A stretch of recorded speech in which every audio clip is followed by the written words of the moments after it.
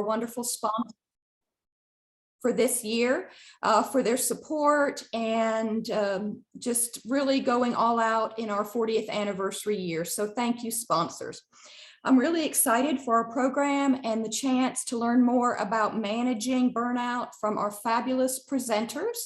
Today we have Helen McSwain, Senior Vice President of Rohad Fox and a WTS International Board Member, and also Nupur Jain, Regional Delivery Manager for the California High-Speed Rail Authority. And Nupur was recently a WTS International Board Member as well and has now dropped off pursuing other things, but we're glad to have both of them today with us and to learn so much. I know we're all eager to learn more about it and see what we can do when burnout comes. And in this busy day and age we're in, it seems like it's coming more and more. So we'll be using the chat feature during the presentation. There's a few times where we'll ask for some input. Please don't be shy, get in there, ask the things, raise your hand, whatever it is that we're trying to do. And then also at the end, we'll have time for questions. So with that, I will now turn it over to Helen and Nupur. Ladies, thank you. Thank you. And thank you, Jill, the Atlanta chapter, WTS International. Nupur and I are absolutely delighted. I did want to just take the privilege to ask Nupur just to do an intro. Since this is my host chapter, I know most of you guys, but for Nupur just to take a couple of minutes to tell us who she is and what she does. Oh, thank you so much, Helen, and thank you, WTS Atlanta. I'm so glad to be here with Helen, my partner in crime, and so excited to talk to you. Like Helen said, we want to talk to you. This should be a conversation and ask as many questions as you can.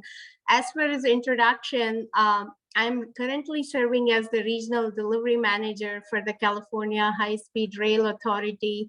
We are delivering the nation's first high-speed rail, which is very exciting. Yeah, I'm really proud about this project, the organization, and what we are doing. And I really hope that after California, we bring high-speed rail to the entire nation. We got to do this.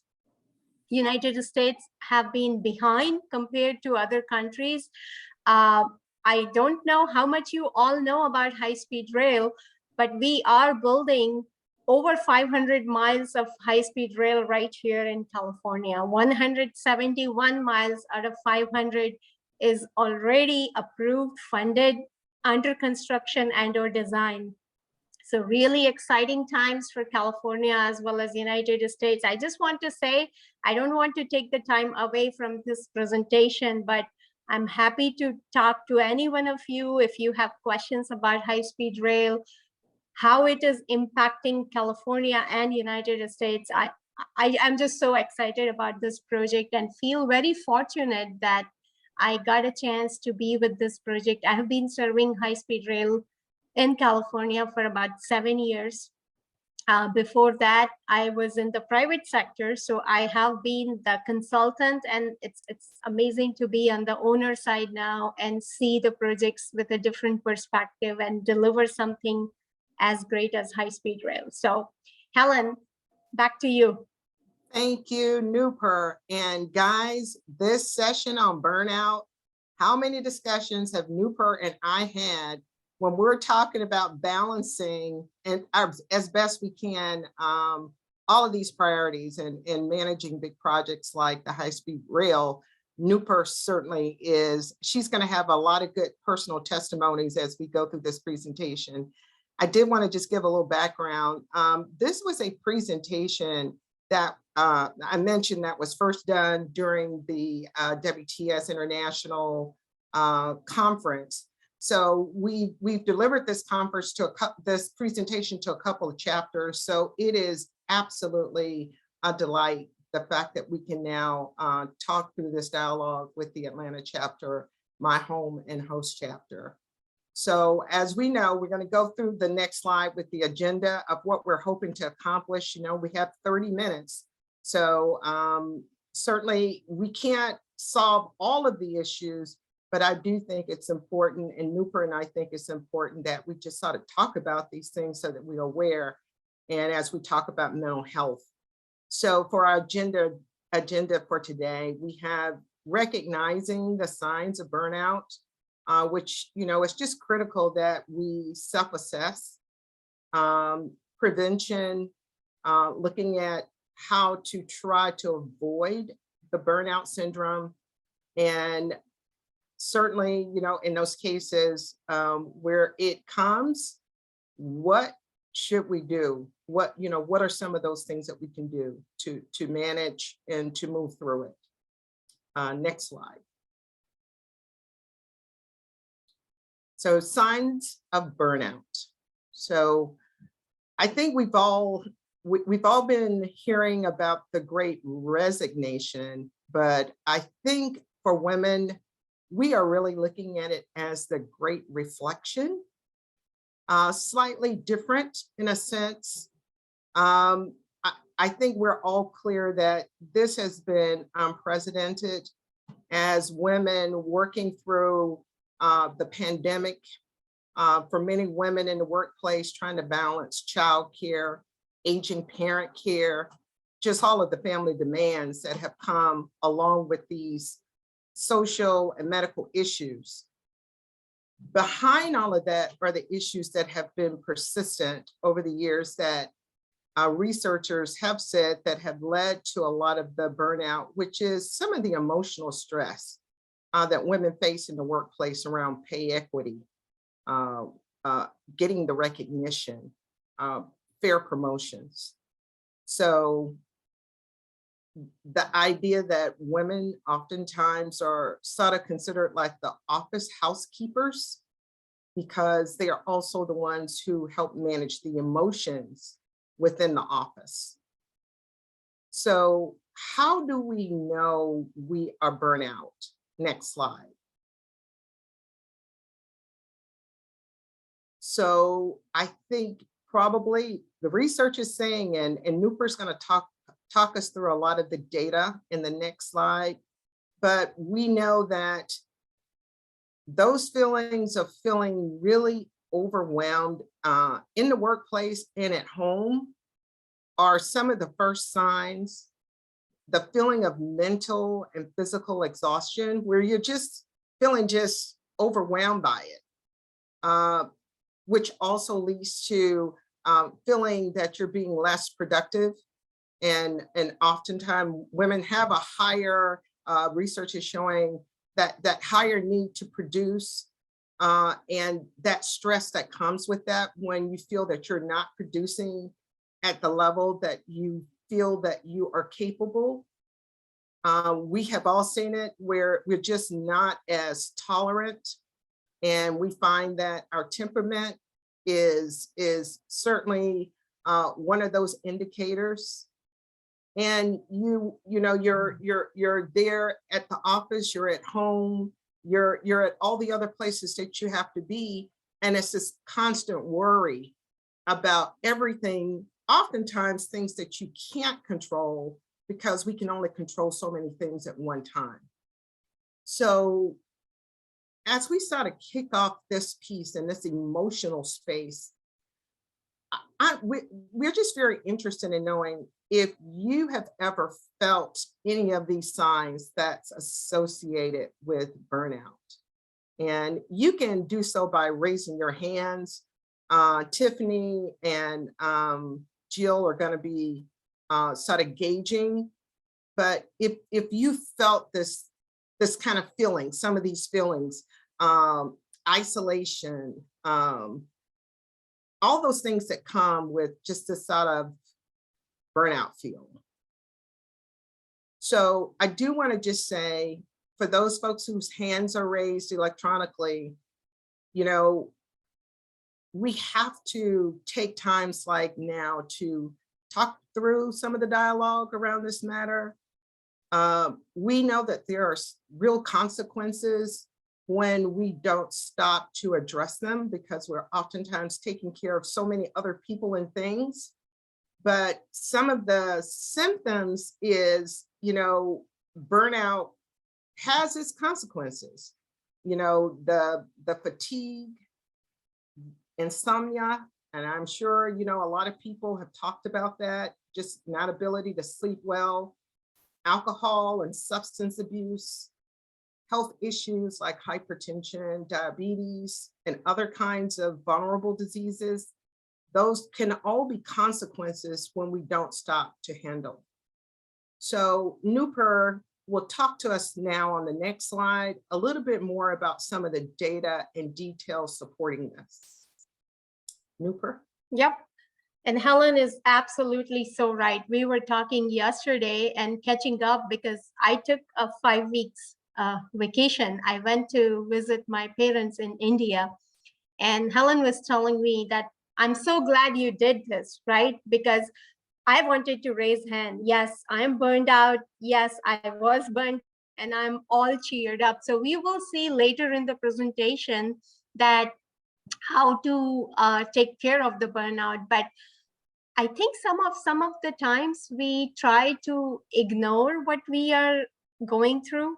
Even if you are burned out, you don't want to accept it. It's like, you know, even if some people are sad or going through unhappiness or something, they don't want to accept it, right? They want to pretend to be okay. And we do that all the time with our family, at work. Oh, I'm just fine. Oh, I can handle this. Well, the data shows that no, that's not good. And it's evident from the data. I won't go through all the data on the left, but I want you to understand that women specifically feel more stress during all these times when the burnout comes. Especially, we have all gone through the last 2.5 years of COVID. And the data tells us that there were more women leaving the job, as much as 4 times higher than men. During the pandemic, as well as before the pandemic, that ratio was a little bit less, but still women were leaving jobs because of the stress, because of the burnout, because of the multiple things that they have to take care of. And the sad part of the data that I really want all of us to focus on is, even though 87% of the company says that their managers, supervisors, upper management understands that they need to address this, supervisors should be on an ongoing basis, yet we all fail to do that. There are no policies, there is nothing in place which actually addresses burnout at that level. So we got to do a lot of work. And like Helen had said earlier, it leads to emotional damage. So it's not just the burnout that comes in and goes. It can lead to a longer term emotional damage to your mental health, to your physical health, which are some of the things Helen just shared, that, you know, you may be getting some new disease. It wonders me. I look at the data, I go back in history, there were less disease about 50, 60, 70 years back than there are now. So definitely our lives is changing, technology is coming to help us, but yet we are more burned out, we are more stressed, and things like COVID that are unavoidable, we can't help it. They are even making it more worse for us. So we got to recognize it. That's most important. I think we got to accept what the data and the research has shown us, and then deal with it, which is what we are going to see in the next few slides. I want to share one recent incident, like Helen was saying, at High Speed Rail. It's a very dynamic program. We are all working aggressively, dynamically with changes, ongoing changes. And one of my coworker, also a WTS member, she was ignoring a surgery that she need to do for 2 or 3 years just because she was so busy with work. And she's a dedicated workaholic person. But she postponed it, and the surgery became more aggressive, more difficult. The doctor said it would have been much easier to do this surgery if you would have done it 3 years back. So that's what burnout does, right? It causes not only mental issues, but physical issues as well. So with that, I want to go back to the next slide, because data tells us something, but really we need to understand what to do, how to deal with it, right? So let's go to the next slide. please. I think it's about the prevention tips, right? So how do we deal with it? And the number one thing that I tell everyone is set priorities. We all fail to set priorities. You got to figure out, and I want you all to actually write in the chat or write on a paper if you have a pen, what are your priorities in life right now? And remember, the priorities can change. If you were in college, your priorities were different. When you were an entry-level engineer, your priorities were different. When you have family responsibilities, it becomes different priorities. And later part of your life, you may have completely different priorities. So they change with time, they change with conditions, circumstances, whatever. But every now and then, every 4 months, 6 months, you got to sit down and think what I'm doing and what my priorities are. Is it work? Is it my family? And it goes with your personality as well, right? What kind of person you are. Are you a social person? Is engaging in WTS or society or doing some kind of, do you have some hobbies that makes you happy and get out of that burnout, right? I think Helen and I can attest to you that WTS is our hobby, number one hobby, right? Yes, So yes.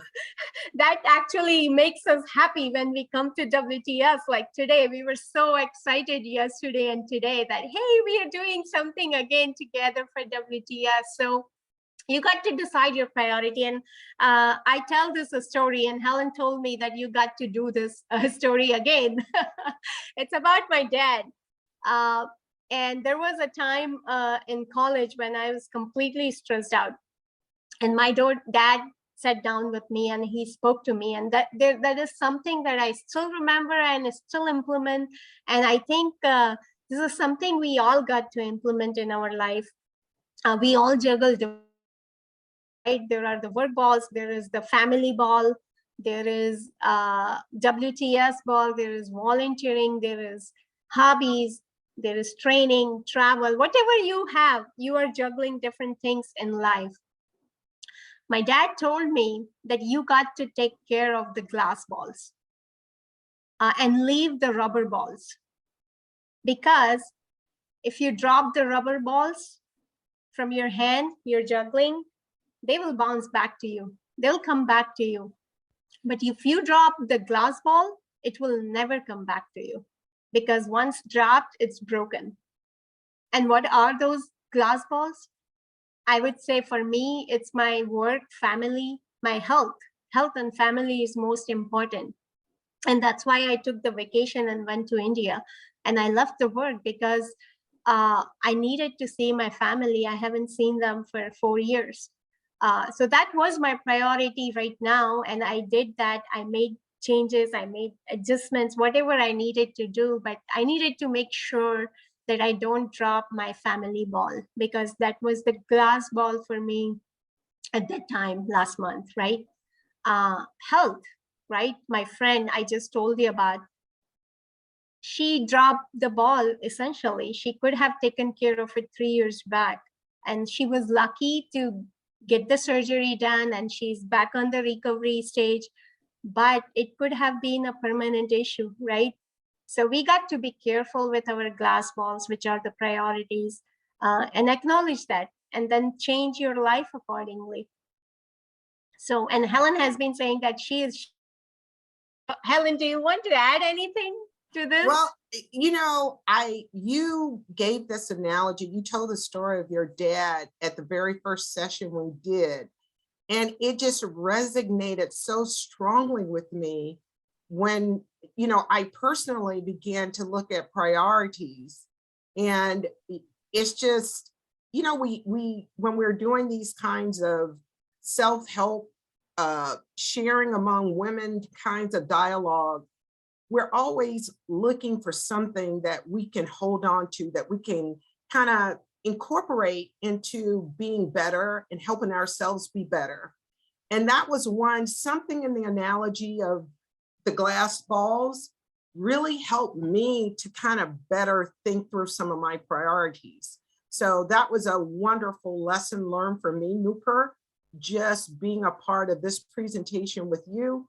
And again, I would just say to the members that, you know, engaging on panels like this sometimes, although we're sort of talking through these issues, there's just these opportunities for those kind of breakthroughs to help us really be our best self and to make sure we're caring for ourselves. So Nupur, again, as I've said before, I'm just very thankful that you shared those pearls. Yeah, I think I'm thankful to my dad, right, who shared this, and he perhaps have learned it from somewhere, I don't know, but this is something we all can implement all the time, which also brings us to the next slide. I believe that how we do this, right, or what to do when something actually happens. So thank you, Nupur, and just the personal touch that you bring to this is just wonderful. So, you know, boundaries sometimes can be really, really tough. And that third bullet of learning to say no. So again, I'm going to go back to knowing Nupur. Nupur is a workaholic, ladies, I mean, and gentlemen on the call. And when we were talking yesterday to catch up, and she told me she had gone home to see her family that she had not seen in a few years, you know, that means you got to plan and you've got to put a priority. And, you know, we were just saying, well, what about the workload now that you've returned?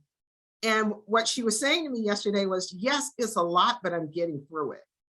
So I think, again, when we are thinking that we have to do it and only we can do it, we've got to engage people around us and delegate and recognize that sometimes in delegation, it may not be exactly the way we would do it personally, but it will get done because we cannot do everything because we need to be able to do other things for ourselves.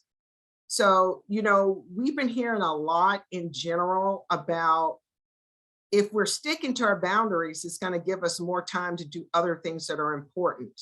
So, you know, we've got all this technology, you know, we walk around, we've got our cell phones, we're on virtual calls, we've got all this technology going on, but it is also, and I've been practicing this as well, that we do have silence features on our cell phones that, like if you're going into a session like this one, it will give you, do you want me to silence? So that you're not trying to multitask, so you can focus on one thing at a time and really be engaged at that moment. Be present where you are. So silencing your notifications, emails, we all know that we all get a lot of correspondence. So again, as Nupur was talking about prioritization, that is just another place that we just need to figure out what's glass and what's rubber so that we can prioritize how we respond so that we are not just stretched to the break trying to respond to so many things that may not really be that important. And again, that first bullet, again, taking some time for yourself, for your family to do things that are important. And even something as simple as taking a little time in each day, whether it's 20 minutes, just to give time back to yourself through meditation, through just, if you want to take a nap, just to kind of close your eyes, let your body relax and just say, okay, let me just reboot. Research is saying we actually get better when we take that break to sort of recalibrate. So again, maybe not going and not taking that break to calibrate. We might be doing even better in production, which we seem to be driven by, you know, producing as women and making sure everything is perfect.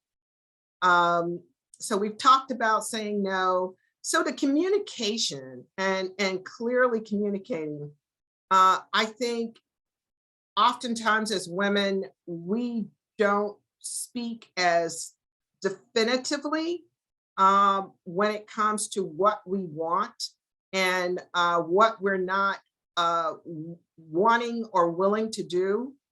It is, again, we have to feel empowered to communicate our needs, our wants, and that confidence that comes with that. So we hear from every sector that, oh, we just got to balance everything out.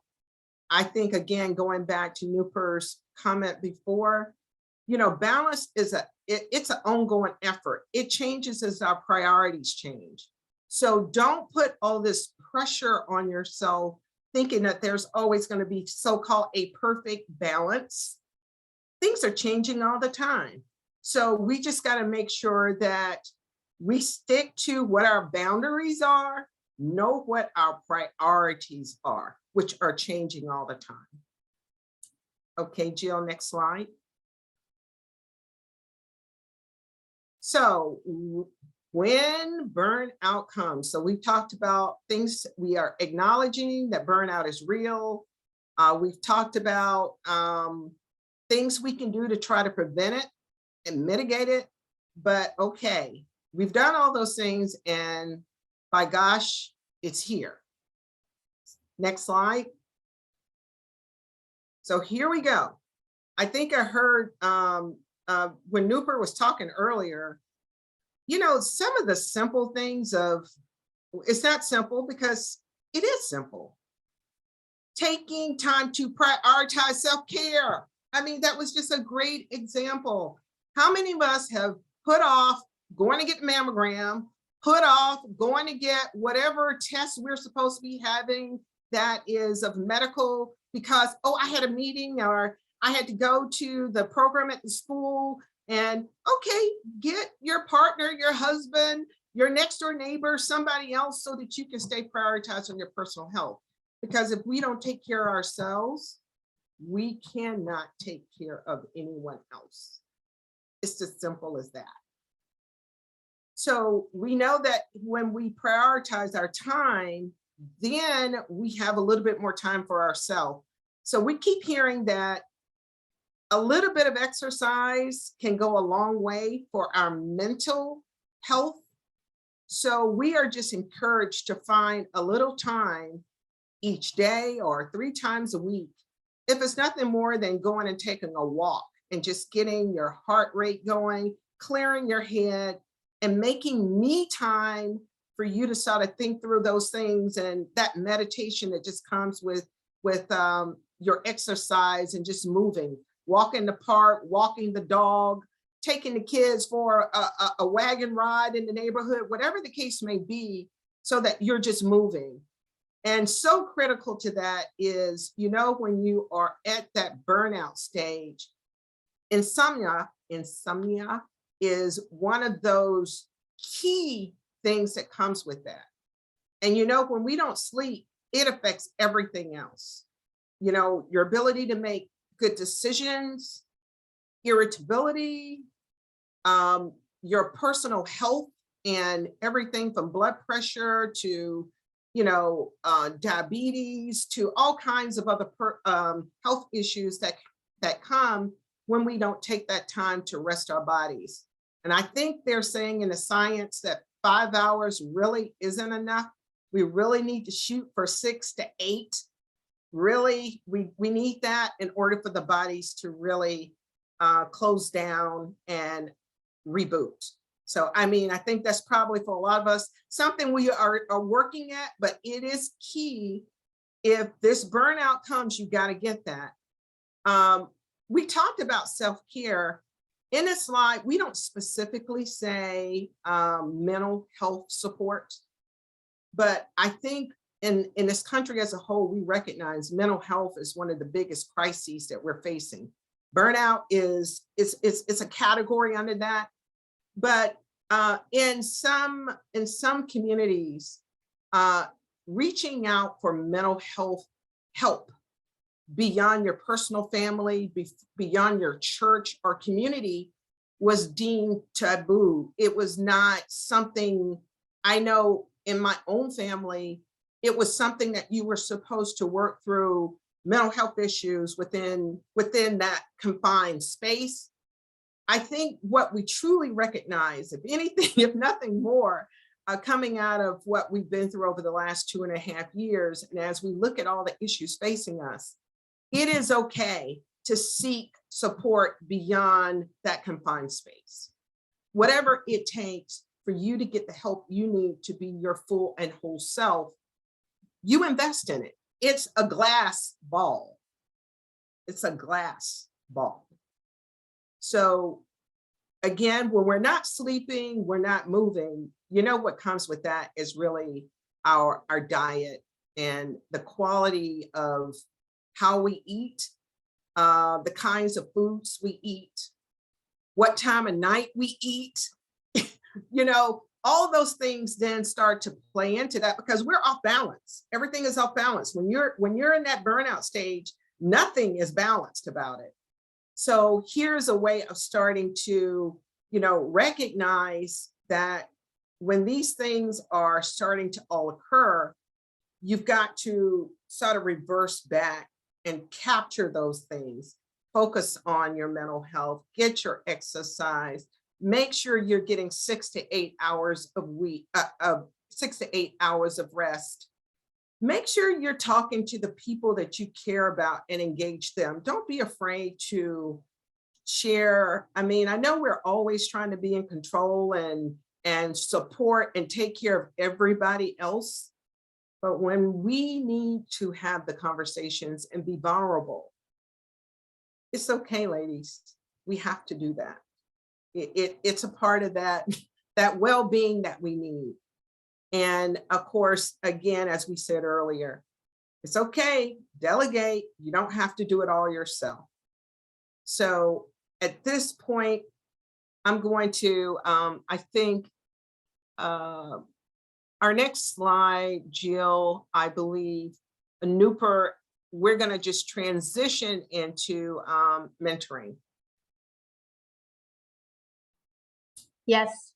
And what Helen has said, all there, you know, family, support system, rest, health.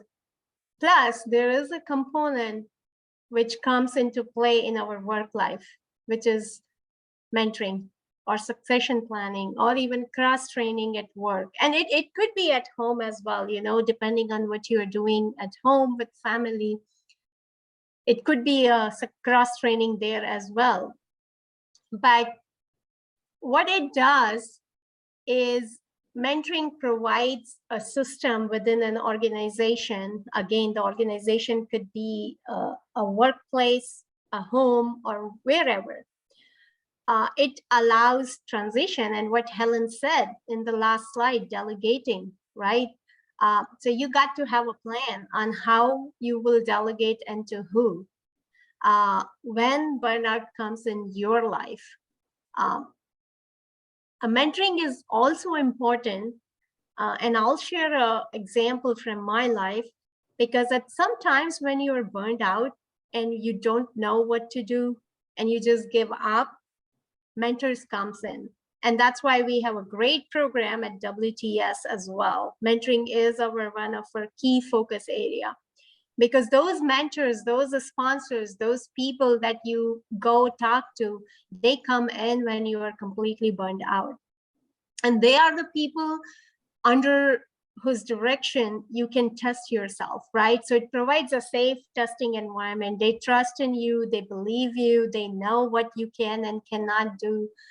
So it's very important to not only have mentors in our life, but also to have mentees in our life, both ways. The burnout can be both ways, right? Either you could be burned out and you need to go talk to someone, or you may need to leave. Like, for example, I had to leave for a 4 weeks long extended vacation. So I got to have a plan. I got to have a delegate to someone.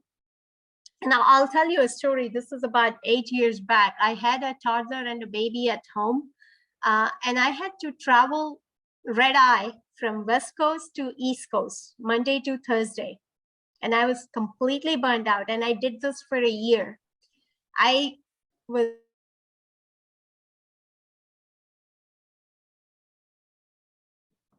Has Newport frozen? Jill? Yes. Yes, it seems like she is. Minute, there you go. Okay, Can you Newport, hear me? okay, we lost you for a minute, Newport. Okay. I don't know what you heard, but I'll again. Can you hear me fine now? Yes, we can. You Okay. ended with saying you were flying East Coast to West Coast with the toddler and the newborn. Perfect. Thank you, Helen. So I gave up. I was telling my husband that I want to leave job because this is not working out. You here with the kids alone with a toddler and a baby, and I'm going Monday to Thursday. It's just not working out for our family. And I started looking for jobs.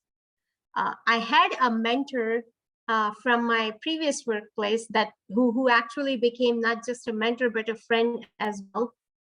And I reached out to him for reference. I said, hey, I'm applying for jobs and can I use you as a reference? And that's when he helped me get out of that burnout. The job that I am here today doing at High Speed Rail, it's because of him. He told me that, where are you going? And he got me out of that. Not only that, it was a turning point in my career. I came out of private sector and I joined the public sector. It's all because of him, and I'm so grateful for him. So I'm so glad. I mean, all my life, this is something that turned my life over. I was able to balance my work. I was able to work out my family. We were all together again. My husband didn't have to take care of everything all by himself, and we were all balanced, right? So not just my workplace, but my family was balanced as well. And why this happened? Because I had that mentor. Really, it's all up to him. I just give all the credit to him. So I think it's very important. And I said this could be implied in family as well. And I'll just say one last thing, because if you do all the work at work yourself and at home yourself, you got to change it. You got to teach your kids, you got to teach your partner, you got to teach your husband, whoever your support system is. You got to teach them to be able to help you when you are burned out. So with that, let's go to the next slide. I think this is the end of our presentation. We can open it up for Q&A. Can you please go to the next slide? Yep. Hey, Newport, I did want to just sort of follow up on your comment on the mentor protege and mentoring. The Atlanta chapter is coming up for graduation for this year's class. So to our chapter president, board, and committee members that are even overseeing that program, I just want to commend them, because as Newport just stated, the value of creating these relationships, these partnerships among women, where we're taking sort of senior level experienced WTS members, partnering those members with some of our newer WTS chapter members on a mentor protege relationship. All of these, although they are meant for career development and personal development, the learning is both ways, but it also broadens that circle for when we start talking about emotional health and support. So it's like putting a different framework around that. So again, I just want to commend the WTS chapter for making that one of their flagship programs, and how it fits so well into the dialogue today. Well stated, Newport. Thank you.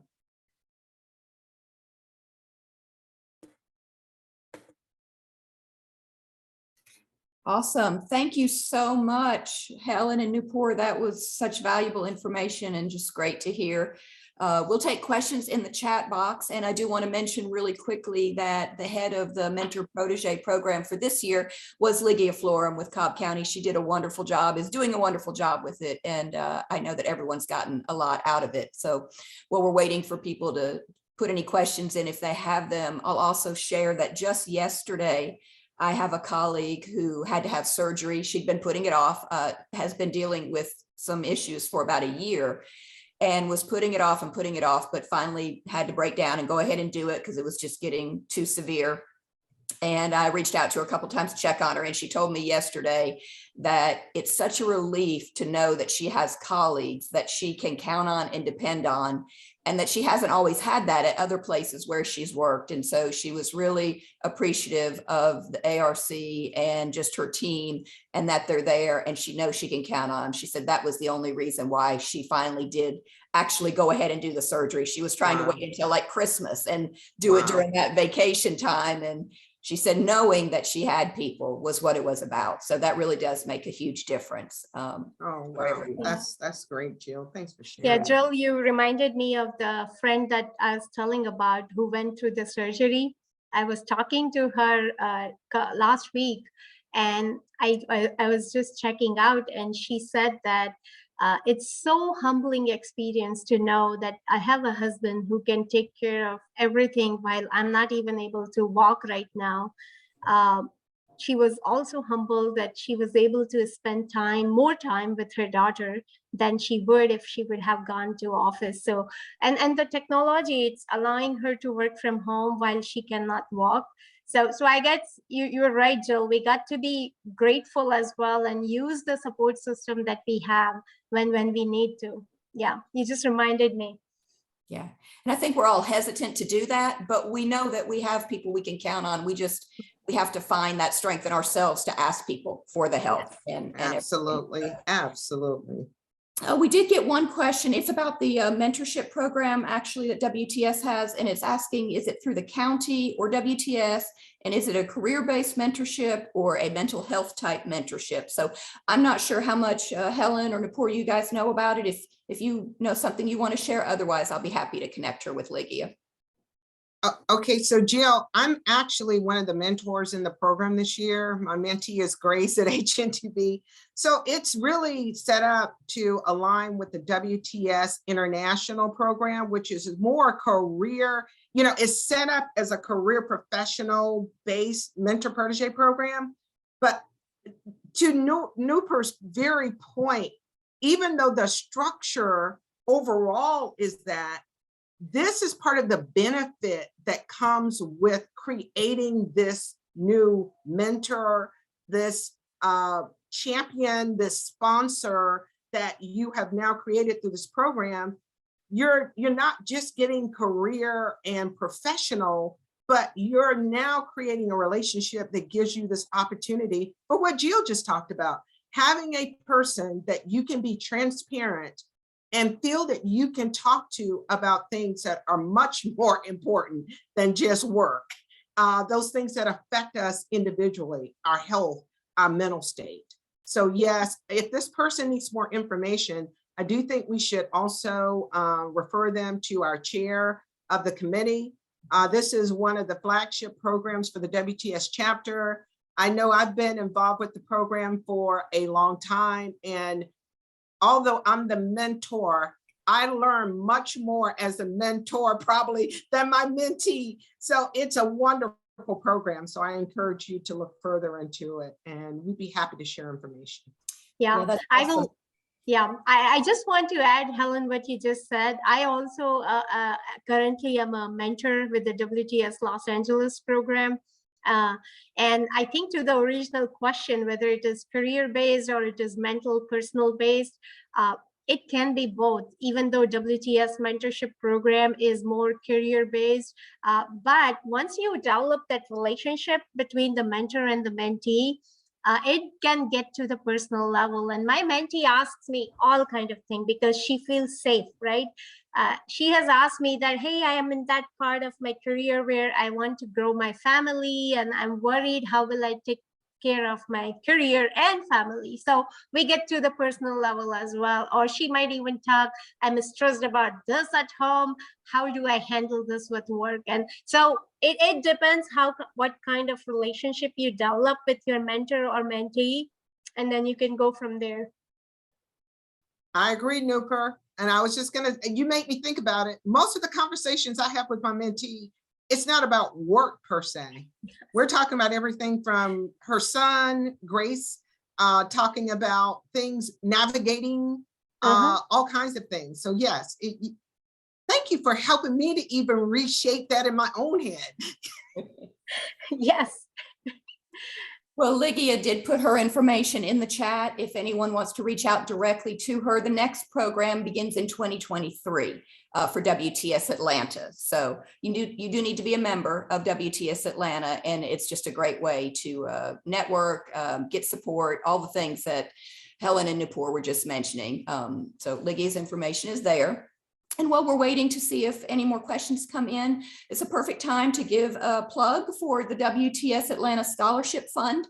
We set a rather lofty goal this year for $40,000 that we could give to deserving young students. And we're still looking to make that goal. We're very hopeful. And I just would like to encourage anyone, if you haven't been able to donate yet, please consider making a donation to that. There's probably nothing more that we could do to help a deserving young person than to support their education through scholarships. So I hope that you will consider donating if you haven't had the opportunity to do that yet. And Iris Ortiz, who's on the board, is sort of leading this charge to make our goal, but you could reach out to any board member as well, and we can put you in touch or get you the information to make a donation.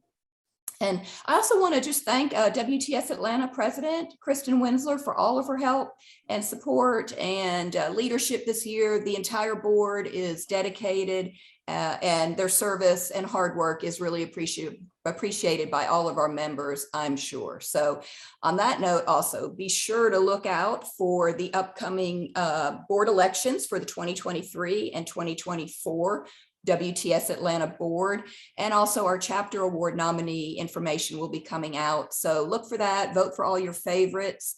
Looking forward to a great new board coming in and all of the wonderful things they'll do in 2023 and 2024 for Atlanta. So that's wonderful. It doesn't look like we have any more questions coming in. If anyone else has anything they'd like to share, feel free, but no more questions coming in right now. I think if I can add, since no more questions are coming or people are perhaps still thinking, if you want to do two things out of this presentation, I would say that one is define your glass balls and rubber balls. That's my favorite. It will help you. It will really help you. And then the other one that Helen said, start saying no. Start saying no. We women do not do that. I can guarantee a lot of us don't do that all the time. So those are the two things. If you can even focus on those two, it will help the burnout a lot. Well said.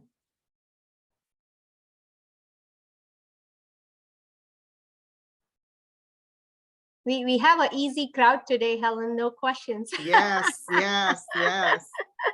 They figured it out. They figured it all out. They figured it all out.